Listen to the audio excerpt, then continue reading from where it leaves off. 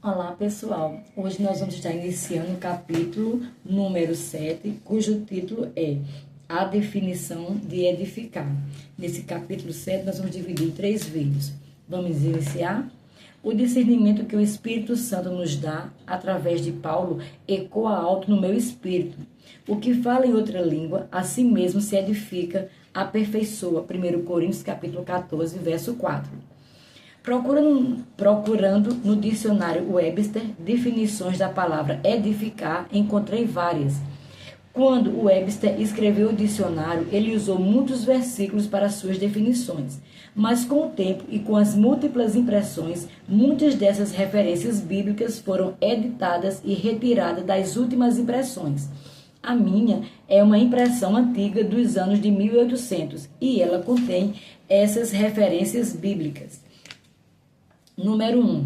O fogo de Deus. Vamos observar as diferentes definições de Webster para a palavra edificar e inseri-la no lugar da palavra edifica na frase. O que fala em outra língua, a si mesmo se edifica. Número 1. Acende. O que fala em outra língua, se acende. Acender um fogo é inflamá-lo e lançar madeira nele para mantê-lo queimado. Aquele que fala em uma língua desconhecida acende o fogo de Deus e se mantém queimando forte por Deus. Ele não fica morno na sua comunhão com Deus ou no seu trabalho com Deus. Você deve se lembrar da passagem de Apocalipse que fala sobre uma das 7 igrejas. Jesus se dirigiu à igreja de Laodiceia dizendo-lhe: nem és frio nem quente. Quem dera fosses frios ou quente.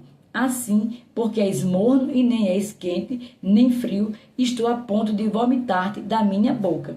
Apocalipse, capítulo 3, verso 15 e 16.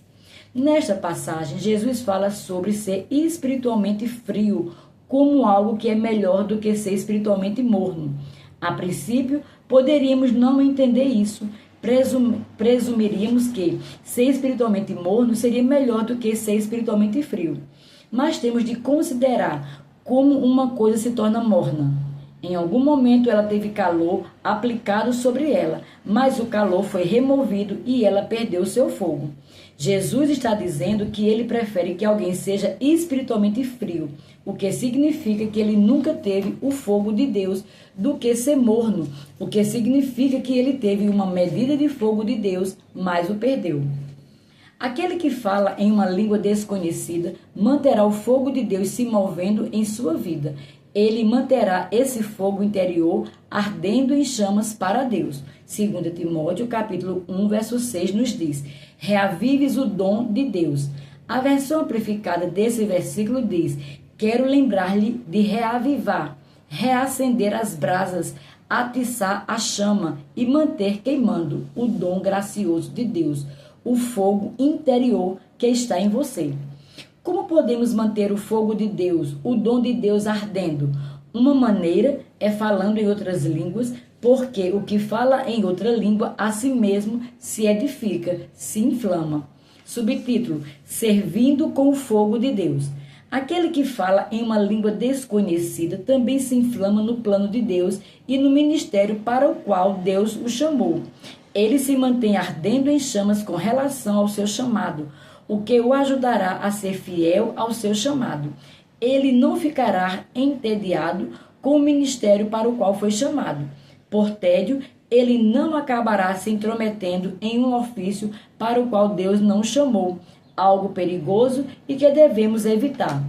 Um crente que fala em outras línguas ajudará a se manter queimando ao servir na sua posição no ministério de socorro na igreja local. Ele não ficará entediado, nem passará a ser infiel no seu serviço, mas seu serviço será um exemplo para os outros seguirem, ativando-os no serviço ao Senhor. Paulo escreve em Romanos capítulo 12, verso 11: no zelo não sejais remissos, sede fervorosos de espírito, servindo ao Senhor. Deus se agrada quando os que os servem estão fervorosos, incendiados e queimando com o Espírito, porque eles mostram estar interessados nas coisas de Deus e as tratam de forma honrosa. Falar em outras línguas manterá o homem queimando para Deus em todas as áreas da vida e o manterá incendiado para o propósito e o plano de Deus. Isso exerce um papel crucial na manutenção desse fogo espiritual. Procurando a definição da palavra acender, encontrei uma definição que me surpreendeu. Uma definição para acender é dar à luz filhos. Isaías 66, verso 8 nos diz: pois Sião, a igreja, antes que lhe viessem as dores, deu à luz seus filhos. Através da ajuda do Espírito Santo, podemos nos render às palavras divinas que tornam o poder de Deus disponível para aqueles que têm necessidade e exercem um papel para gerar filhos espirituais que nascem no reino de Deus. Não, a oração não salva as pessoas. Jesus é o Salvador que já realizou a sua obra de salvação. Mas quando cooperamos com o Espírito Santo em oração, o poder de Deus fluirá em favor delas, tornando mais fácil para elas tomarem a decisão certa de receber a salvação que Jesus proveu para elas. Número 2. Edificando o seu espírito. Vamos ver a próxima definição que o Webster dá para a palavra edificar. Número 2. Construir. Aquele que fala em uma língua desconhecida constrói a si mesmo. Smith Wigglesworth fez a afirmação: sou 1000 vezes maior por dentro do que por fora. Ele estava dizendo que o seu espírito era muito maior que o seu corpo e a sua vida mostrava o fruto desse alargamento. Milhares de milagres, curas e obras de poder divino fluíam do seu grande espírito. Falar em línguas exerce um papel crucial na edificação do espírito do homem. Um espírito ampliado tem uma capacidade ampliada do poder e da habilidade de Deus. Você pode ouvir a grandeza do espírito de um homem quando ele anda com Deus. Suas palavras soam diferente, eles carregam um peso, suas palavras de poder e revelação parecem atingir algo no seu espírito. Elas aterrizaram em você com tamanha força e poder que não deixarão no mesmo lugar onde o encontraram. Aquele que fala em uma língua desconhecida edifica, constrói a si mesmo. Leva mais tempo para construir algo do que para derrubá-lo. É preciso mais esforço para construir, mas é esforço na direção certa. É um processo mais longo, mas os resultados valem a pena. Edificar o seu espírito vale o preço que custar.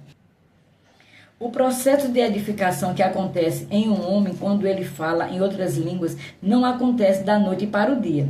Mas se ele for fiel em fazer disso um estilo de vida, dará passos gigantescos na sua vida espiritual e o seu progresso será aparente a todos os que o cercam. No Salmo 127, verso 1, Deus nos faz uma advertência. Se o Senhor não edificar a casa, em vão trabalham os que edificam. A casa pode se referir ao espírito do homem, à vida do homem, ao ministério do homem e ao propósito do homem. Deus nos adverte de que deve ser pela habilidade dele que todas essas coisas são construídas, e não pela habilidade mental, pela habilidade física, pela habilidade financeira ou pela habilidade da educação, mas pela habilidade espiritual dada por Deus. Observe que no Salmo 127, verso 1, a casa foi construída, mas ela foi construída por um trabalho vão. Portanto, é um trabalho feito em vão. Ela nunca produzirá todo o fruto que poderia ter sido produzido se o Senhor tivesse sido o construtor. Ela foi construída sem a habilidade do Senhor. A habilidade mental e física do homem foi a sua provisão, e isso foi insuficiente. Quando construímos qualquer faceta ou área da nossa vida, precisamos contar com a ajuda divina de Deus. Quando dedicamos tempo para falar em outras línguas, estamos empregando a ajuda divina sobrenatural. Estamos cooperando com o nosso ajudador divino e acessando os pensamentos e planos de Deus e utilizando o poder do Todo-Poderoso. Que construção tremenda será essa quando Ele é quem constrói? Esse será um lugar de glória, honra e poder, através do qual o nosso Pai poderá fluir.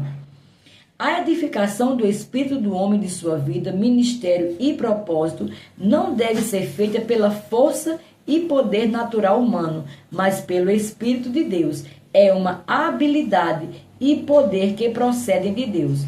Deus nos deu esse grande auxiliador divino para garantir o nosso sucesso no processo de edificação e utilizamos a ajuda dele enquanto pronunciamos as palavras que ele nos deu em outras línguas. Devemos contar com a ajuda que o Espírito dá, pois não é por força nem por poder, mas pelo meu Espírito. Zacarias 4:6. Subtítulo: Preparando-se para ministrar. Como ministro, devemos ter um estilo de vida de oração, onde nos alimentamos com a palavra de Deus e a estudamos. Mas antes dos cultos, é benéfico dedicarmos tempos para conectar nossa língua com o nosso espírito, falando em outras línguas. Então, quando ministrarmos para as pessoas, poderemos acessar mais facilmente o nosso espírito e ministrar a partir dali, e não a partir da nossa mente. E a palavra aterrissará no espírito daqueles que estiverem ouvindo. Ela não será insuficiente, aterrissando somente na mente deles. Subtítulo: As línguas são a porta para os dons do Espírito. Falar em outras línguas é a porta para o sobrenatural.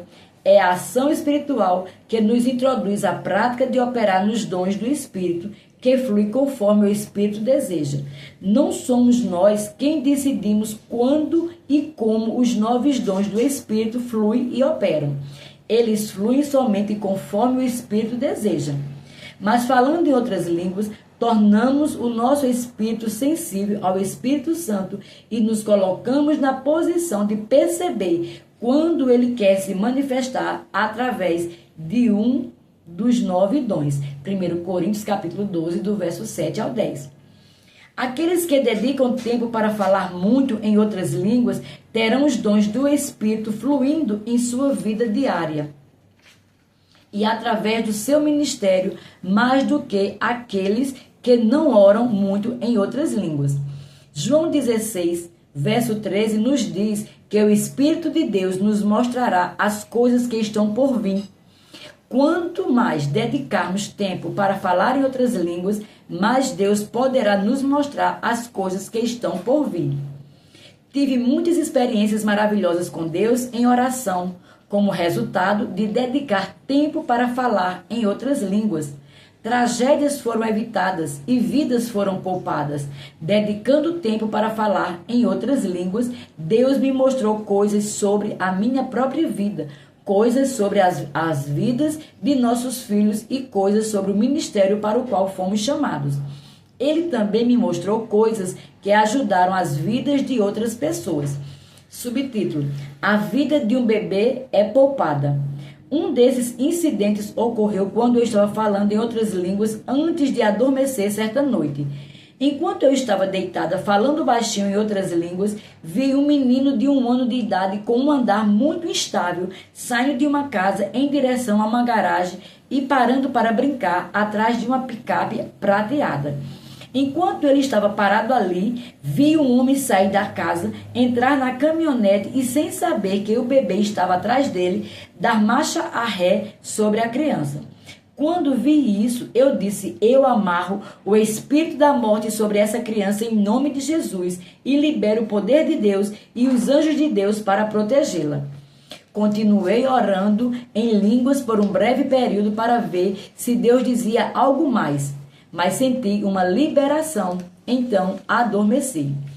Quando Deus me mostrou aquela criança e o carro passando sobre ela, Ele não apenas me mostrou isso para que eu pudesse dizer que vi aquilo.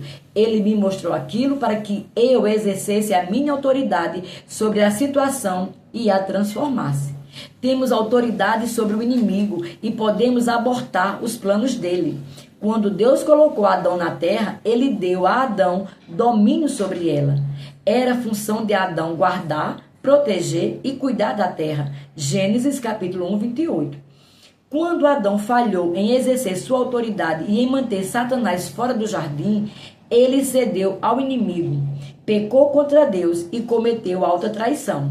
A autoridade que um dia pertencera a Adão, Adão entregou a Satanás e então Satanás passou a ser o Deus deste mundo, segundo Coríntios 4:4. Mas quando Jesus derrotou Satanás, ele despojou os principados e potestades. Ele os expôs publicamente ao desprezo. Colossenses 2:15. Ele retirou de Satanás a autoridade que um dia pertencera a Adão e a devolveu ao homem. Jesus nos falou sobre nossa autoridade restaurada quando declarou: eis aí vos dei autoridade, poder, para pisar de serpentes e escorpiões e sobre todo o poder do inimigo, e nada, absolutamente, vos causará dano. Lucas capítulo 10, verso 19. A palavra nos diz que tudo que ligarmos na terra será ligado no céu, e tudo que desligarmos na terra será desligado no céu, porque temos autoridade. Mateus 16, verso 19. Somos cooperadores de Deus. A parte de Deus era prover a autoridade e o poder, mas a nossa parte é exercer o poder e a autoridade. Se não exercermos a nossa autoridade sobre o diabo, ela não será exercida. Deus permite o que nós permitimos. Alguns cristãos estão esperando que Deus faça alguma coisa com o diabo. Mais uma vez, Jesus nos deu autoridade. Somos nós que precisamos exercer autoridade sobre ele nesta terra.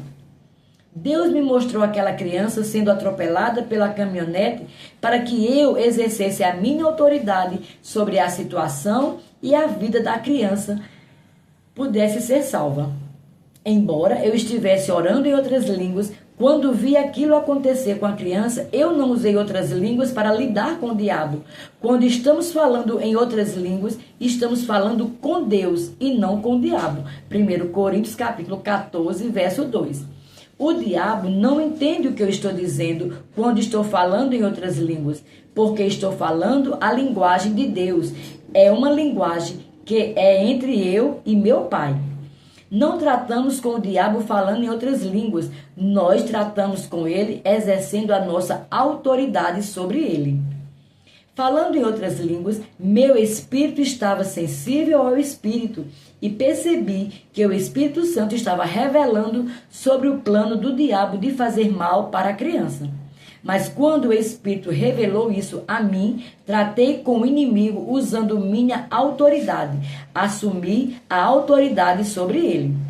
Cerca de 4 meses depois, durante um de nossos cultos, no meio da semana, eu estava contando à congregação sobre esse incidente, quando uma jovem se levantou e perguntou: pastora, posso dizer algo? Sim, respondi. Sou membro de uma igreja que fica a cerca de 1 hora daqui e frequento ali aos domingos, mas o trajeto é muito longo para mim durante a semana. Então, frequento os cultos desta igreja durante a semana.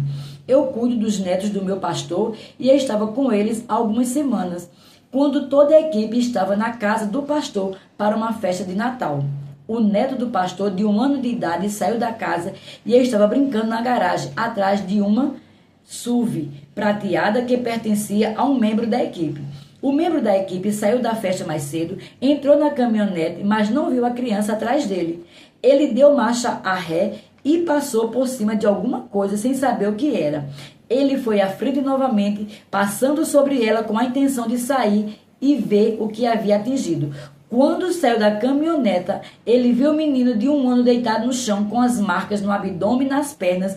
Então, o garotinho se levantou de um salto e correu para dentro de casa, mostrando a todos as marcas, completamente ileso. Como é grande o poder de Deus para guardar e proteger. Subtítulo: uma tragédia evitada. Em outra ocasião, eu estava orando em outras línguas antes de ir dormir certa noite. Enquanto eu estava deitada ali orando, vi 2 veículos colidirem, com um veículo atingindo o outro pelo lado do motorista. Quando vi isso, usei a minha autoridade e disse: Satanás, tire as suas mãos dessa situação. Eu amarro o espírito da morte e eu libero o poder de Deus e os anjos de Deus para estarem cuidando desta situação. Demorei mais alguns minutos para orar em outras línguas, a fim de garantir que não havia mais nada que eu precisasse fazer. Eu estava tranquila em meu espírito, então adormeci. Cerca de 2 semanas depois, recebi um telefonema que me informou sobre um acidente envolvendo uma pessoa conhecida. Um motorista embriagado havia atingido essa pessoa do lado do motorista com tanta força que o teto do carro voou. Quando a equipe de emergência chegou à cena, o carro que havia sido atingido estava tão destroçado que a equipe médica retirou o saco para cadáveres. Eles não acharam que havia possibilidade de o motorista ter sobrevivido a um acidente como aquele. Mas depois de algum tempo, cortando o carro para retirar o motorista, ele tinha apenas pequenas lesões. Creio no poder de Deus que nos livra e nos salva dos planos do inimigo. Ficamos por aqui, até o próximo vídeo.